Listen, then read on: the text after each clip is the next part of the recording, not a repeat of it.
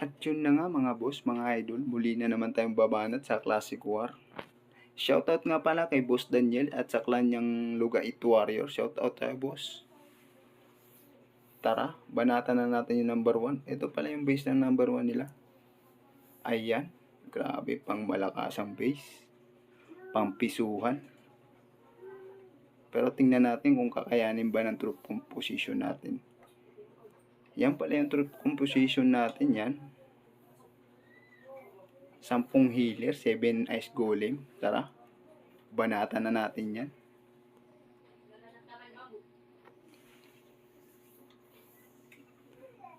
Ang unang gagawin pala natin dito ay tatanggalin muna natin to. Yan.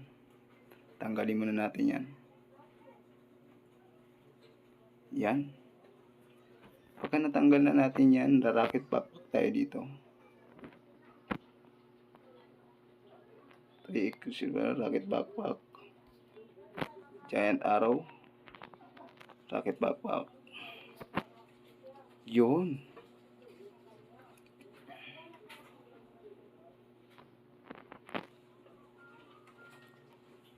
Tapos dito na natin si Warden. Yan.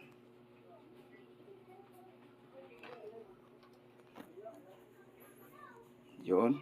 Mukhang umaayon sa atin yung plano.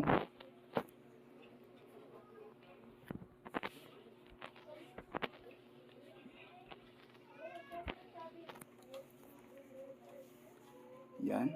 Dito natin ilagay yung natin, yung troop launcher.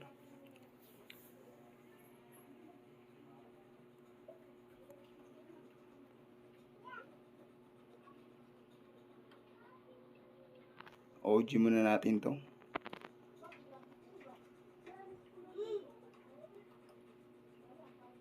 Yun. Yan muna natin yan.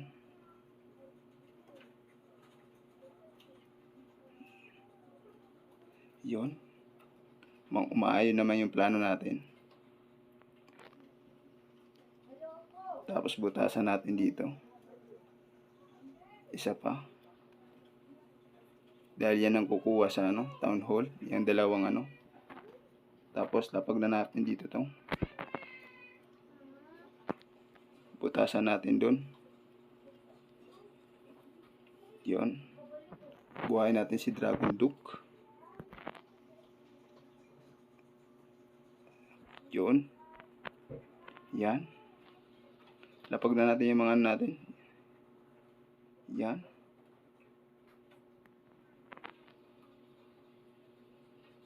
Grabe yan. Lagyan natin ng poste ng Meralco.